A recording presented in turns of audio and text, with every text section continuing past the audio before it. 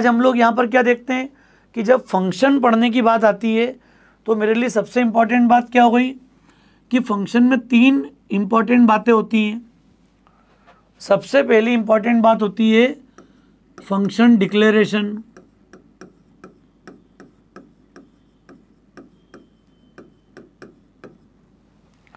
इस function declaration को ही हम लोग बोलते हैं function prototype.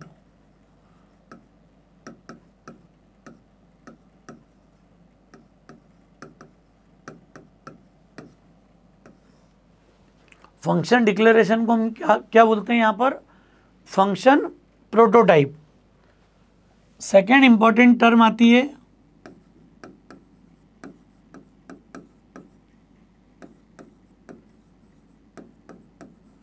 Function calling. Function calling मतलब क्या हो गया,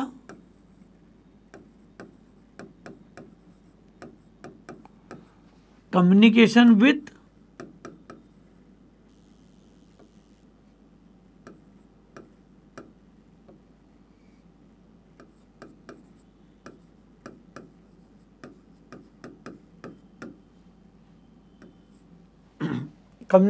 फंक्शन। और थर्ड इंपॉर्टेंट बात होती है यहां पर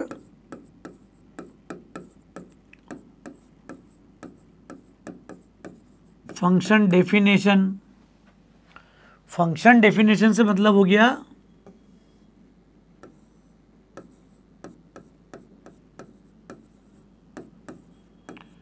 actual body of the function. अभी दोस्तों बड़ी इंपॉर्टेंट टर्म है तीनों बातें। दुनिया में कहीं भी हम फंक्शन बनाएं, चाहे वो स्टैंडर्ड हो या फिर वो यूज़र डिफाइंड हो, कैसा भी केस हो, फंक्शन अगर आप बना रहे हो तो उसमें 3 बातें होंगी। सबसे पहली बात होगी फंक्शन का डिक्लेरेशन। मतलब जैसे वेरिएबल डिक्लेरेशन ज़रूरी है वैसे ही फंक्शन को भी डिक्लेयर करना कंपलसरी है। तो वेरिएबल डिक्लेरेशन जितना इम्पॉर्टेंट होता है उतना इम्पॉर्टेंट होता है function declaration. Second important term function calling. Function calling से मतलब है फंक्शन से कम्युनिकेट करना, उसको कॉल करना। और तीसरी इंपॉर्टेंट बात होती है फंक्शन की डेफिनेशन, उसकी एक्चुअल बॉडी जो बिगिन एंड के साथ वो सेपरेट इंडिपेंडेंट बॉडी के रूप में लिखा रहता है। तो ये 3 बातें दुनिया के हर फंक्शन में ज़रूरी है। अब ज़रूरी से दोस्तों क्या हो गया, अगर मैं स्टैंडर्ड लाइब्रेरी की बात करता हूँ जो हमने देख रखा है, समझ रखा है, तो यहाँ पर डिक्लेरेशन तो होता है हेडर फाइल में। मतलब स्टैंडर्ड लाइब्रेरी फंक्शन में या डिक्लेरेशन या प्रोटोटाइप से मतलब समझ में आ रहा है क्या है। अरे प्रोटोटाइप टर्म को लेके आपको कन्फ्यूज़न नहीं होना चाहिए। प्रोटोटाइप मतलब मॉडल। जैसे आपने नोटिस किया होगा जब कोई आप कभी किसी बिल्डर के ऑफिस में जाते हैं और कोई प्रोजेक्ट मान लिया उनका चल रहा है, कोई मल्टी हाई राइज अगर आ रही है तो आपने नोटिस किया होगा एक उसका कोई मॉडल रखा रहता है वहाँ पर कि जब ये बिल्डिंग बनेगी तो इस तरह से उसका एलिवेशन होगा, इतनी उसकी फ्लोर्स हैं और जो भी और बाकी भी कई चीज़ें वो सारी अम्यूनिटीज़ को डिफाइन करते हैं। पर उस मॉडल टर्म को आप समझते होगे कि बनेगी तो इस तरह का ये प्रोजेक्ट दिखेगा। तो प्रोटोटाइप का मतलब है कंपाइलर को इसका इंट्रोडक्शन ज़रूरी है। फंक्शन डिक्लेरेशन मतलब that is introduction to the compiler. जैसे वेरिएबल डिक्लेरेशन ज़रूरी होता था, वेरिएबल को यूज़ करने के पहले आप वेरिएबल को कंपलसरी डिक्लेयर करो, वैसे फंक्शन को भी अपने प्रोग्राम में यूज़ करने से पहले उसको डिक्लेयर करना ज़रूरी है। And that declaration will be the introduction to the compiler. Clear. तो ये स्टैंडर्ड लाइब्रेरी फंक्शन में कहाँ होता है, हेडर फाइल में होता है। ये बड़ा कन्फ्यूज़न रहता है पूरी प्रोग्रामिंग सीखने के बाद भी। कोई पूछता है कि फंक्शन कहाँ डिफाइंड है तो हम बता देते हैं सर ये हेडर फाइल में है। तो दोस्तों ये हेडर फाइल में डिफाइन नहीं है, they are declared in the header file. ये हेडर फाइल में सिर्फ और सिर्फ डिक्लेयर्ड है, वहाँ उनका इंट्रोडक्शन है जो कि आप और हम खोल के पढ़ सकते हैं। आप जाओ इंक्लूड फोल्डर में stdio खोल लो, conio.h खोल लो, math.h खोल लो। मतलब जितनी हेडर फाइल्स हैं ये आप और हम ओपन करके देख सकते हैं, पढ़ सकते हैं, क्योंकि ये लिखी हमारे पढ़ने के लिए। अगर हेडर फाइल लिखी नहीं होती तो आप और हम समझ ही नहीं पाते कि सी ने लाइब्रेरी में दिया क्या है। तो सी की लाइब्रेरी में क्या है, कौन कौन से फंक्शन है, उनका क्या टाइप है, क्या वैल्यू वो रिटर्न करते हैं, ये सारी जानकारी हेडर फाइल से मिलती है अपने को। तो हेडर फाइल जो होती है they includes the declaration part of the function. Clear. Second important बात होती है फंक्शन कॉलिंग। फंक्शन कॉलिंग से मतलब समझ में आ गया, this is communication with the function, कि आप फंक्शन से कैसे कम्युनिकेट करोगे। कैसे कम्युनिकेट करोगे से मतलब क्या हो गया कि जैसे आपको याद होगा CLR SCR जब हमने कॉल किया था तो ये सेमीकोलन के साथ कॉल हुआ था इस तरह से। So this is function calling. Function calling से मतलब क्या हो गया, प्रिंटफ आपने लिखा तो डबल कोट्स में लिख दिया था, आपको याद होगा।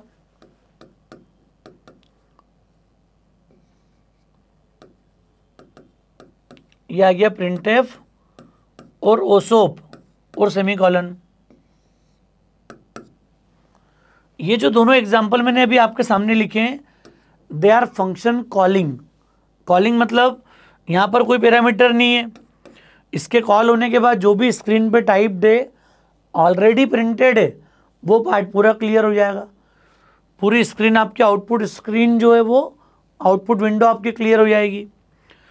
ओसोप आ गया प्रिंटफ, मतलब इसमें डबल कोट्स में एक स्ट्रिंग पास करी प्रिंटफ के अंदर।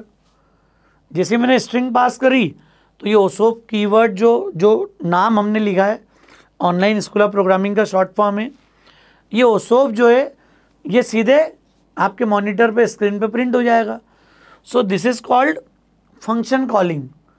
फंक्शन से इंटरेक्ट करना, कम्युनिकेट करना। तीसरी इंपॉर्टेंट बात आती है फंक्शन की definition, actual body of the function. मतलब जैसे ही प्रिंटफ कॉल होगा तो ये कंट्रोल कहाँ जाएगा, लाइब्रेरी फाइल में। अब आप याद करो, जैसे प्रिंटफ कॉल हुआ तो इसने लाइब्रेरी फाइल में प्रिंटफ फंक्शन को ढूंढा, उसकी डेफिनेशन जहाँ लिखी है वहाँ एक कर्सर ट्रांसफ़र हुआ और उस प्रिंटफ की पूरी बॉडी को एग्जीक्यूट करेगा ये। मतलब ये प्रिंटफ नाम का फंक्शन जो है ये लिखा हुआ होना चाहिए। ये कब होगा तो आपको याद होगा, अगर लिंकर इस लाइब्रेरी को प्रॉपर लिंक नहीं करता है तो फिर लिंकिंग एरर आ जाती है रन टाइम पर। आप याद करो लिंकिंग एरर के सिम्टम्स क्या होते हैं, प्रोग्राम सक्सेसफुली कंपाइल होगा लेकिन रन नहीं होगा। क्यों नहीं होगा, क्योंकि लाइब्रेरी फाइल मिसिंग है। अगर आपका फंक्शन आपकी लाइब्रेरी अवेलेबल नहीं होगी, लिंकर उसको आपके प्रोग्राम के साथ लिंक नहीं कर पाएगा तो वो लिंकिंग एरर दे देगा यहाँ पर। तो फंक्शन में इसका रोल समझ में आ रहा है क्या है, जैसे ही हम कॉल करेंगे control will transfer to the library file जिसको लिंकर ने लिंक करा था, ताकि जब आप रन करो तो लाइब्रेरी आपके पास अवेलेबल हो। ये बड़ी इंपॉर्टेंट बात है दोस्तों, इसको समझे भी नहीं प्रोग्रामिंग सीख लेते हैं सब। तो मेरा रिक्वेस्ट है कि कॉन्सेप्ट आप क्लियर करो पूरा, क्योंकि फंक्शन एक ऐसी टर्म है जो दुनिया की हर प्रोग्रामिंग लैंग्वेज में आपके साथ रहेगी। बिना फंक्शन के हम कहीं भी सर्वाइव नहीं कर पाएंगे, इतना इम्पॉर्टेंट टॉपिक है। तो मैं चाहता हूँ कि ज़्यादा से ज़्यादा इस पर हम बात करें, कॉन्सेप्ट समझें और फिर इम्प्लीमेंटेशन करें। आपको क्लैरिटी होना पहले ज़्यादा ज़रूरी है। तो ये तीन बातें समझ में आ गई होगी आपको। स्टैंडर्ड लाइब्रेरी में कहाँ होगी, स्टैंडर्ड लाइब्रेरी में डिक्लेरेशन होगा हेडर फाइल में।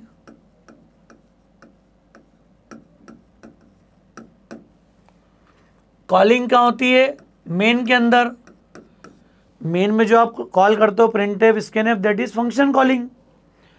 और डेफिनेशन मतलब कहाँ हो गई, लाइब्रेरी फाइल में, लिब फाइल में। ये बड़ी इंपॉर्टेंट बात है जो आपको रिस्पॉन्स करते आना चाहिए। जब हम C या C++ की प्रोग्रामिंग करते हैं तो ये आपको अच्छे से पता होना चाहिए पूरी बात कि हेडर फाइल का रोल क्या है। मैं पढ़ सकता हूँ, खोल सकता हूँ, हेडर फाइल को जाके देख सकता हूँ। क्लियर। मेन में कॉलिंग वाला भी आपको शो हो रहा दिख रहा है। लाइब्रेरी में चाह के भी पढ़ नहीं पाऊँगा because it is compiled code, ये कंपाइल्ड कोड है इसलिए। क्लियर। तो मुझे उम्मीद है आपको कॉन्सेप्ट यहाँ तक समझ में आया होगा कि स्टैंडर्ड लाइब्रेरी में भी ये तीन बातें थी, ये तीनों बातें यूज़र डिफाइंड फंक्शन में भी होगी। यूज़र डिफाइंड से मतलब क्या हो गया, अगर मुझे बोला जाए कि आप ऐड करो तो मैं थोड़ा सा यहीं क्लियर कर रहा हूँ। अब अगर यूज़र डिफाइंड फंक्शन की हम बात करें तो हम लोग क्या देखते हैं यहाँ पर, ये 3 बातें यूज़र डिफाइन के साथ भी ज़रूरी है। 3 बातें कौन सी? अगर मैं सपोज एग्जांपल के लिए बोलता हूँ, मुझे ऐड फंक्शन का मैंने एग्जांपल लिया था कि मैंने किसी स्टूडेंट को ऐड फंक्शन बना दिया, तो ऐड फंक्शन का मतलब क्या हो गया, इसका नाम हो गया ऐड। अब दुनिया के सारे फंक्शन क्या करते हैं, वो बताते हैं कि ये मैं इनपुट लूँगा और ऐसा मैं आउटपुट दूंगा। भैया इंट्रोडक्शन क्या, डिक्लेरेशन क्या है कि वो इनपुट क्या लेगा और आउटपुट में क्या देगा। क्लियर? जैसे मैंने बोला था ना, एक स्टूडेंट 1 जो आप हो, आप अगर फंक्शन हो तो मैं आपको 2 इंटीजर दूंगा फॉर एडिशन, आप अपना मैथमेटिक्स लगाओगे, ऐड करोगे, and finally you will return 1 integer to me as a result of the addition. तो यहाँ पर हम क्या करेंगे, will provide the introduction prototype. क्या कर देंगे यहाँ पर, हमने बता दिया इंट कॉमा इंट। सो ये फंक्शन का इनपुट क्या हो गया, इसका इनपुट आ गया है this function will take 2 integer values, 2 integer parameters, and what this function will return, so this function will return 1 integer value. So ये जो पूरा मैंने लिखा है अभी यहाँ पर आपके सामने, this is called function declaration. जैसा वेरिएबल का डिक्लेरेशन जरूरी है, वैसे ही फंक्शन का भी डिक्लेरेशन जरूरी है। जैसा लिखते थे ना इंट, क्या लिखते थे वह, इंट ए बी सी, तो वैसे ये फंक्शन को डिक्लेयर करना पड़ेगा आपको। तो फंक्शन डिक्लेरेशन भी उतना ही इम्पॉर्टेंट है जितना वेरिएबल डिक्लेरेशन था हमारे लिए। क्लियर? इसकी कंपाइलर को नीड होती है। तो ऐड फंक्शन का प्रोटोटाइप थोड़ा सा क्लियर हुआ होगा आपको। ऐसे ही मल्टीप्लाई, डिवाइड, या मैं ऐड 1 ऐड 2 बना दूं कि 2 नंबर ऐड करना हो तो ऐड 2, ऐड 3 मैंने ले लिया, 3 इंटीजर्स को ऐड करे, ऐड 4 4 इंटीजर्स को ऐड करे। तो जैसा फंक्शन का नेचर है, अकॉर्डिंगली हम उसके प्रोटोटाइप को, उसके डिक्लेरेशन को डिफाइन कर सकते हैं। तो ये हो गई हमारा पहली चीज़, फर्स्ट नंबर की बात हो गई कि फंक्शन को मुझे डिक्लेयर कैसे करना है।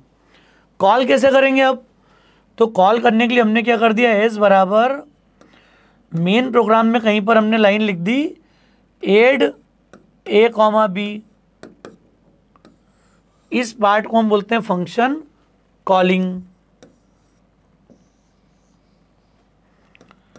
इसी टर्म को हम क्या बोलते हैं यहाँ पर, function calling, to communicate with the function.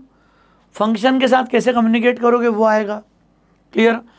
अब यहाँ ये बात समझना है कि ये जो डिक्लेरेशन है ये मेन के अंदर भी आ सकता है, मेन के बाहर भी आ सकता है, दोनों जगह इसको डिक्लेयर कर सकते हो आप, दोनों चॉइस है।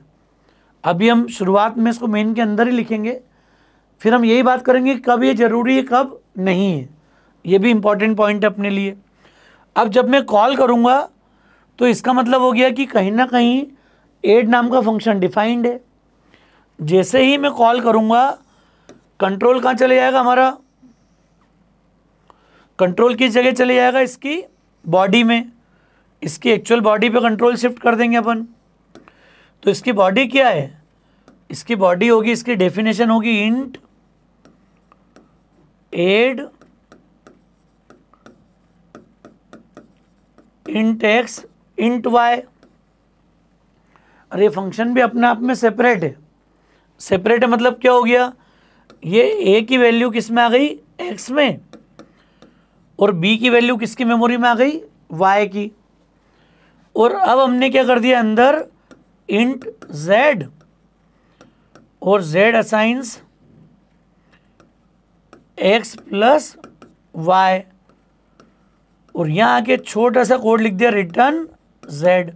कितना सिंपल काम है देखो आप, मतलब जो काम मैं मेन में कर रहा था एडिशन का, अब मैं मेन में खुद नहीं कर रहा हूँ, मेन खुद नहीं कर रहा है, अब ये एडिशन किससे कराएगा, फंक्शन से। तो ये हमारा थर्ड पार्ट हो गया फंक्शन डेफिनेशन। तो ये हो गया डिक्लेरेशन, डिक्लेरेशन फ्री हो गया calling to communicate with the function. और ये तीसरा इंपॉर्टेंट पार्ट आ गया फंक्शन की डेफिनेशन।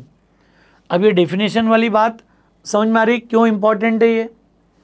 क्योंकि जैसे ही मैं कॉल करूँगा control will transfer to its definition, ये सीधे उसके डेफिनेशन पे कंट्रोल ट्रांसफ़र करेगा।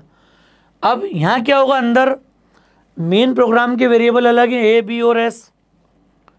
अरे मेन की मेमोरी अलग और फंक्शन की मेमोरी अलग। फंक्शन क्या करेगा, यहाँ पर एक्स वाई और जेड के लिए मेमोरी एरिया अलोकेट कर देगा। तो फंक्शन की प्रोग्रामिंग में ये सबसे इम्पॉर्टेंट पार्ट है। सबसे इम्पॉर्टेंट पार्ट क्यों है? क्योंकि जब तक मैं इस कॉन्सेप्ट को प्रोग्राम के साथ इम्प्लीमेंट नहीं करूँगा, मेमोरी का कॉन्सेप्ट आपको क्लियर नहीं होगा। आपको समझना पड़ेगा कि मेन प्रोग्राम की मेमोरी कम्प्लीटली डिफरेंट है और फंक्शन की मेमोरी कम्प्लीटली डिफरेंट है। तो हम इसको कंबाइन करके यूज़ करते हैं प्रोग्राम के फॉर्म में। देखते हैं कैसे यूज़ होगा ये। तो दोस्तों पहला प्रोग्राम बनाते हैं सिंपल सा कि मुझे दो नंबर्स को ऐड करना है by using user defined function. क्योंकि स्टैंडर्ड फंक्शन वो है जो बने बनाए मिले हमें, जिसमें हेडर फाइल लाइब्रेरी फाइल की बात करते हैं हम। और यूज़र डिफाइंड फंक्शन कौन से हो गए?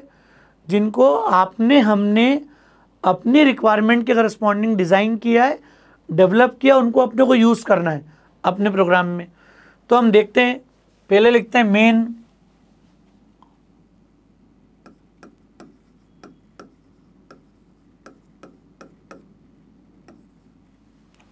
अभी मैंने उस फंक्शन को पूरा एक्सप्लेन नहीं किया है, मैं चाह रहा हूँ प्रोग्राम के साथ उस पूरे कॉन्सेप्ट को मैं डिस्कस करूँगा। अभी फिनिश नहीं हुआ, मैंने सिर्फ इंट्रोडक्शन दिया है कि 3 पार्ट है, स्टैंडर्ड में ऐसा होता है, यूज़र डिफाइंड में ऐसा होता है। अब प्रैक्टिकली इसको समझते हैं अपन एग्जाम्पल के साथ में। सबसे पहला काम हमने जरूरी काम क्या कर दिया, फंक्शन का इंट्रोडक्शन दे दिया, फंक्शन का डिक्लेरेशन। जैसा वेरिएबल डिक्लेरेशन जरूरी है वैसा ही हम फंक्शन को भी डिक्लेयर कर सकते हैं या करना जरूरी है। ए बी और एस 3 वेरिएबल ले लिया हमने। अब दोस्तों आप देखो, अभी तक की जो प्रोग्रामिंग आपने की है ना, जितने प्रोग्राम आज तक बनाए हैं उसमें इनपुट आउटपुट सब कुछ सिमिलर है। जो इनपुट पहले आपने एडिशन के प्रोग्राम में लिया होगा, जब फर्स्ट प्रोग्राम लिखा था हमने, तो वही चीज़ अभी भी लिख रहे हैं सेम। बस ऐड खुद नहीं करेगा मेन, ये काम किससे कराएगा, फंक्शन से। ये हमको समझना है बस। अभी मैं दोनों नंबर साथ में ले लेता हूँ।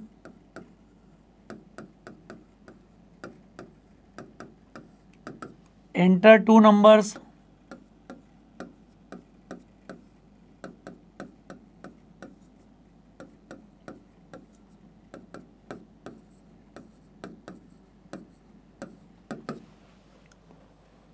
अब हम फ्लो चार्ट की बात नहीं कर रहे हैं, सब प्रॉब्लम कर चुके हैं। इनको सिर्फ मॉड्यूलर अप्रोच से बनाना है ताकि आपका फंक्शन का कॉन्फिडेंस बढ़ते जाए। 2 नंबर आ गए। अच्छा, अभी फंक्शन नहीं होता तो क्या करते थे आप, कि आप ऐड करते थे और बार बार मुझे एडिशन का लॉजिक लिखना पड़ता था। तो यहाँ पर क्या फ़ायदा होगा कि मैंने ए बी कॉल किया, ए बी कॉल करने के बाद फिर से लिख लिया function calling add a comma b. तो ये आ गया हमारा डिक्लेरेशन पार्ट, फंक्शन डिक्लेरेशन मैं कमेंट करके लिख रहा हूँ इसके पास में, और फंक्शन कॉलिंग। जैसे ये कॉल होगा कंट्रोल यहाँ से कहाँ चले जाएगा, इसकी डेफिनेशन पे। तो इसकी डेफिनेशन क्या होगी, ये इसके ठीक बाद में आएगा। ये जब खत्म हो जाएगा फंक्शन तो ये फंक्शन डेफिनेशन आ जाएगी। यहाँ पर क्या हो जाएगा, int add int x int y. इसका मीनिंग थोड़ा आप समझना। अब हमने डिक्लेयर कर दिया z। अब मेमोरी की मैपिंग को आप समझो, कॉन्सेप्ट को समझो क्या हो रहा है।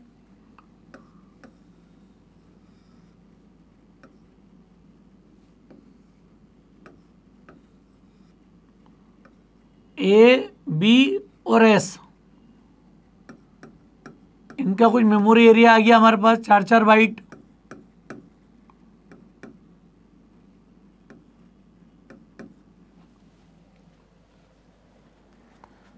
हमने विंडोज़ के हिसाब से लिख लिया, एक इंटीजर मतलब 4 बाइट, 4 बाइट की मेमोरी क्रिएट हो गई यहाँ पर।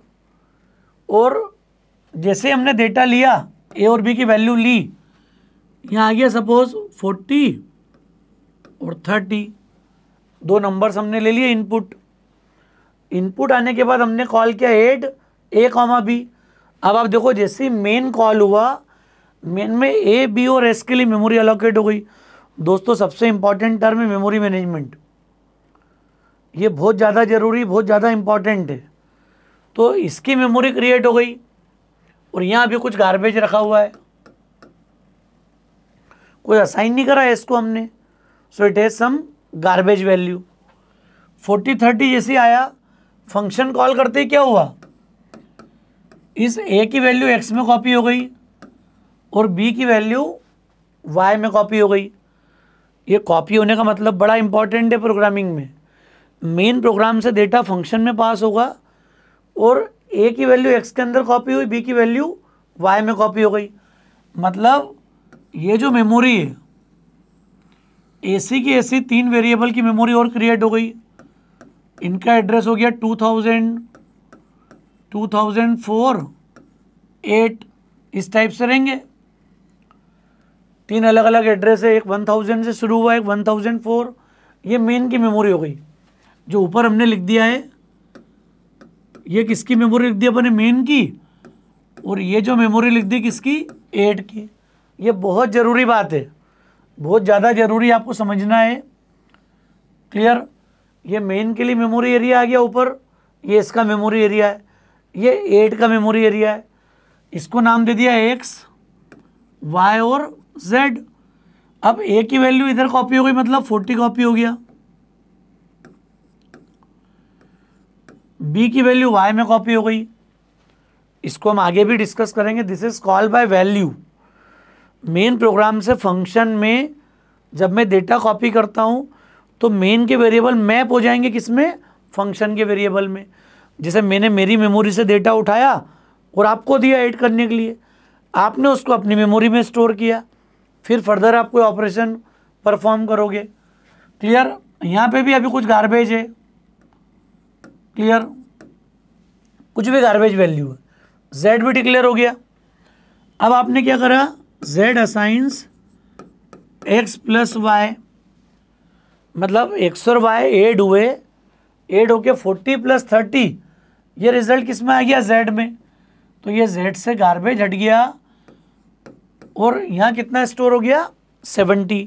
मतलब ये एडिशन वाला काम किसने किया, ये प्लस ऑपरेशन किसने परफॉर्म किया, फंक्शन ने।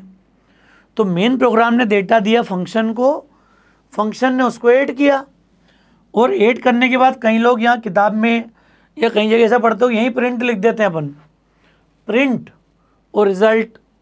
बोलेंगे सर यहाँ लिखो वहाँ लिखो, रिज़ल्ट तो शो हो रहा है। तो दोस्तों ये बीमारी है, इससे बचना है। अगर हमने यहाँ प्रिंट करने की अभी आदत डाल ली तो फिर समझ लेना कहीं एडवांस कॉन्सेप्ट आप समझ ही नहीं पाओगे। जब तक हम इसकी जड़ों को नहीं पकड़ेंगे ना, आगे हमारे कॉन्सेप्ट कहीं ना कहीं वीक रहेंगे।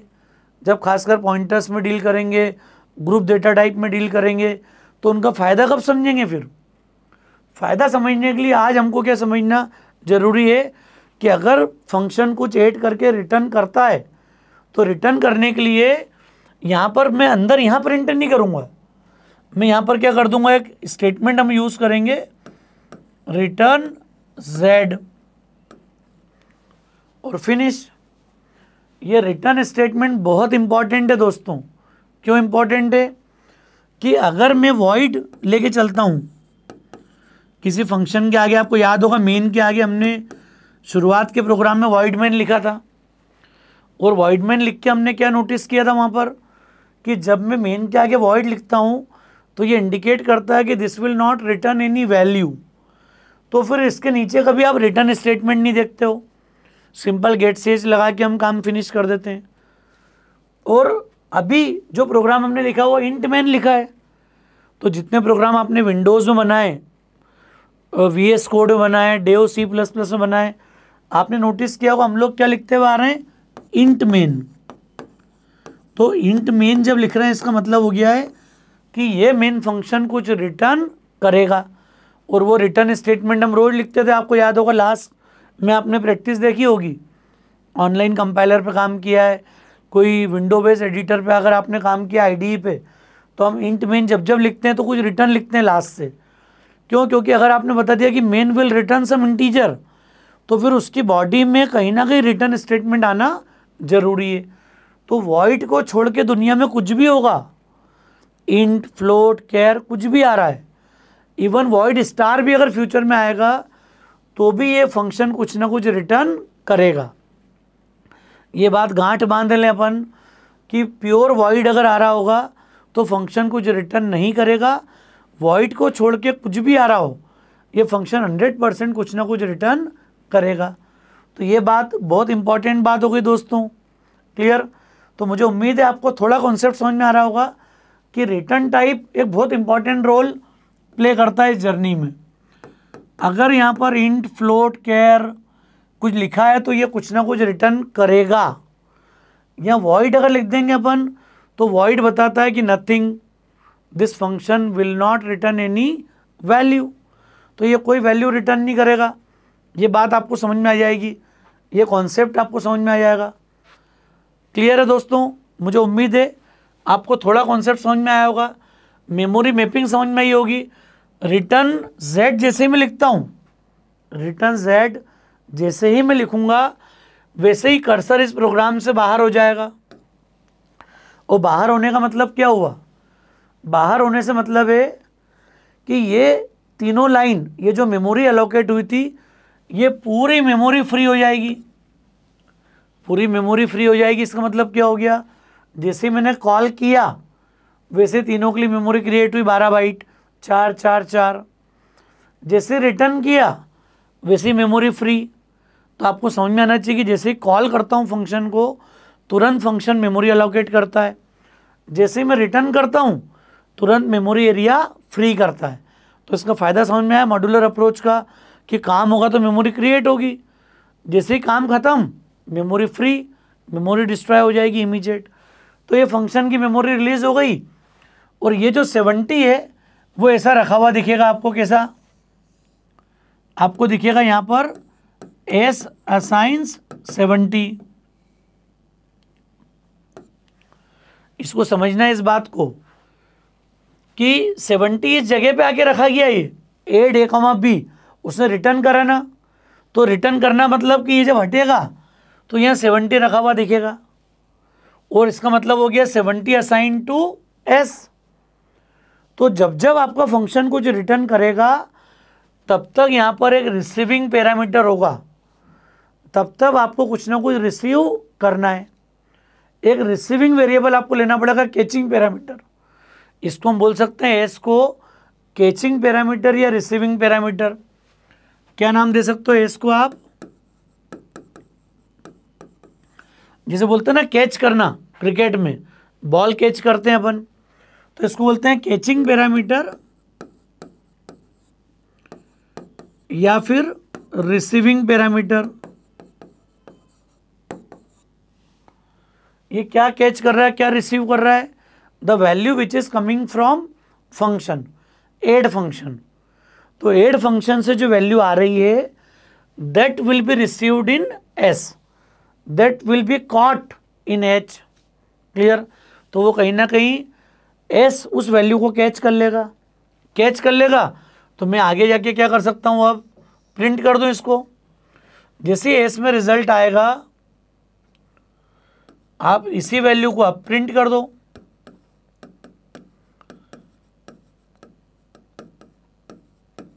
एडिशन इज परसेंटेज डी और एस, और एक आ जाएगा हमारे पास फिर इसके बाद जनरल। अब आपको समझ में आ रहा होगा रोज हम रिटर्न 0 क्यों लिखते थे। अरे रोज रिटर्न 0, रिटर्न 1, एक चीज समझना, आप 0 को 100 कर देना, 500 कर दो, 5000 कर दो, फ़र्क पड़ रहा है कि क्योंकि उसको इंटीजर चाहिए कुछ भी, और आप दुनिया का कोई वैलिड इंटीजर यहाँ से रिटर्न कर सकते हो। तो जीरो हम लिखते हैं प्रैक्टिस में, बाकी आप चाहे जो इंटीजर रिटर्न कर सकते हो यहाँ पर। तो रिटर्न स्टेटमेंट क्यों लिखा था ये समझ में आ रहा है आपको, कॉन्सेप्ट समझ में आ रहा है, क्योंकि हमने लिखा था इंट मेन। जब वॉइड मेन के साथ आप प्रोग्रामिंग करते हो और कॉन्सेप्ट इम्प्लीमेंट करते हो तो ज़रूरत क्या होती है यहाँ पर, उस केस में हम कोई वैल्यू रिटर्न नहीं करते हैं। कभी रिटर्न स्टेटमेंट यूज़ नहीं होगा अगर वॉइड आ रहा है तो, और वॉइड को छोड़कर कुछ भी आ रहा होगा तो यहाँ पर 100% रिटर्न स्टेटमेंट आएगा। ये बात आपके मेमोरी के कॉन्सेप्ट से आना चाहिए। क्लियर। मैं इसको ऐसा भी लिख सकता था यहाँ पर कि आपको अगर ये एज बचाना होता तो मैं प्रिंटफ के अंदर भी इसको कॉल कर सकता हूँ, लेकिन ये सिर्फ कब कर पाओगे अंदर कॉल आप, जब आपका फंक्शन कुछ रिटर्न कर रहा हो। तो एडिशन इज परसेंटेज डी, और कॉमा करके मैंने यहाँ पर लिख दिया अब एड ए कॉमा बी। अब देखो यहाँ पर एस नहीं है, जो भी इसका रिजल्ट आएगा रिटर्न होके वो यहाँ परसेंटेज डी की जगह प्रिंट हो जाएगा। तो ये 2 लाइन कन्वर्ट होके किस में आ गई, एक लाइन में। ऐसा भी पॉसिबल है, जब आप रोज़ प्रैक्टिस करोगे, प्रोग्रामिंग करोगे, तो आपको समझ में आने लग जाएगा कि अगर कुछ रिटर्न आ रहा है तो मैं अंदर ही कॉल कर सकता हूँ फंक्शन को। फिर ये कैचिंग वेरिएबल की नीड नहीं होगी आपको, ये एस की रिक्वायरमेंट नहीं होगी जो वैल्यू को रिसीव कर रहा है। एक्चुअल रिसीव करके तो प्रिंट ही करना है अभी आपको।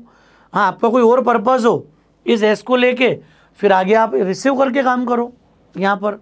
तो ये उसका एक अल्टरनेट ऑप्शन है मेन में, कि अगर आपको अंदर ही कॉलिंग करना हो फंक्शन की तो दिस इज़ ऑल्सो पॉसिबल।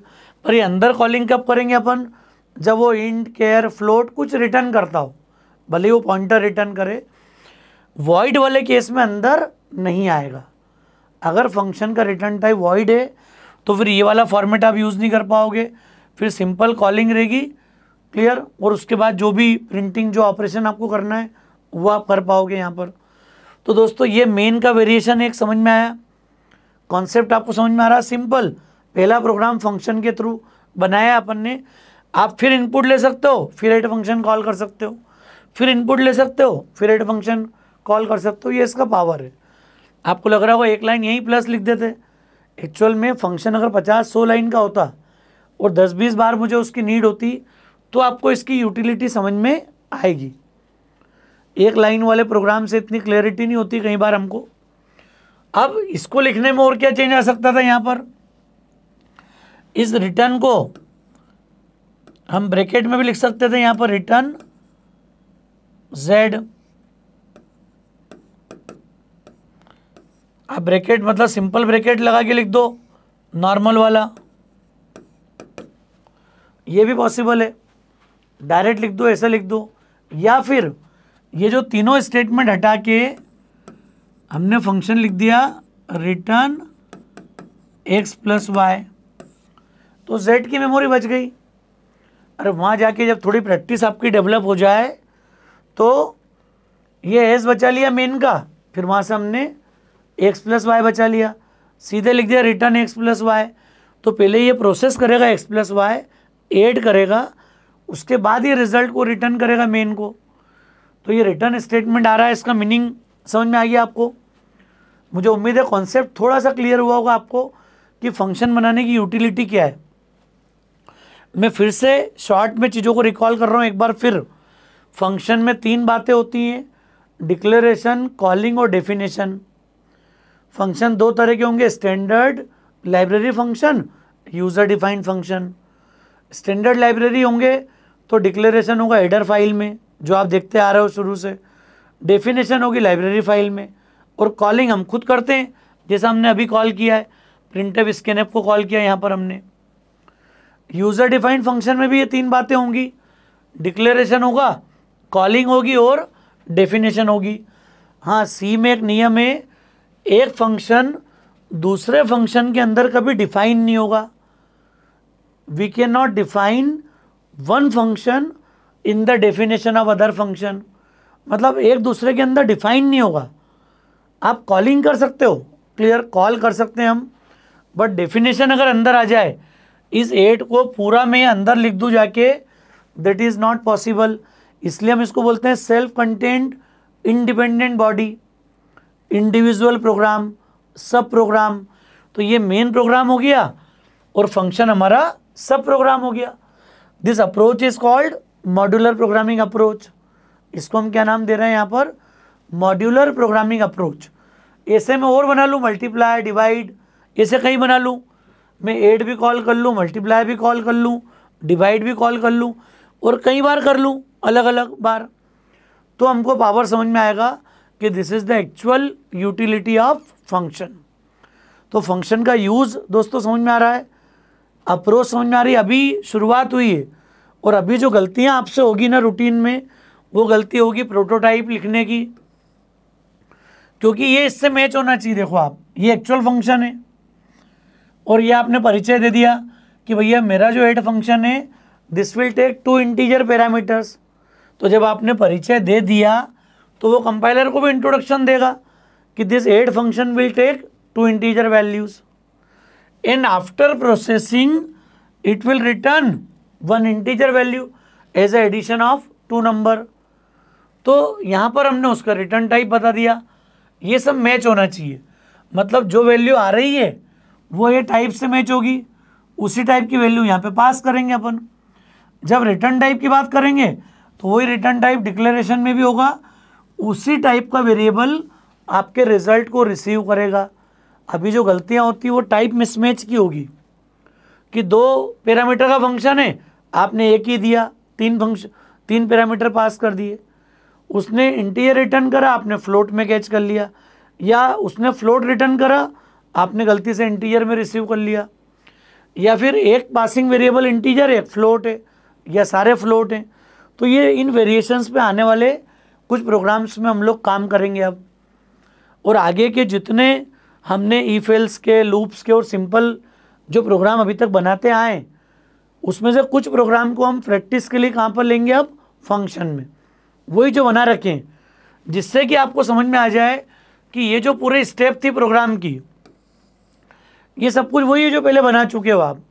सिर्फ नई बात क्या हो गई कि फंक्शन का डिक्लेरेशन और कॉलिंग, और जो कोड मैंने यहाँ लिखा था इफ एल्स का, लूप का, जो भी काम मेरा मेन प्रोग्राम कर रहा था अभी तक, ये सारे काम अब कौन करेगा, फंक्शन।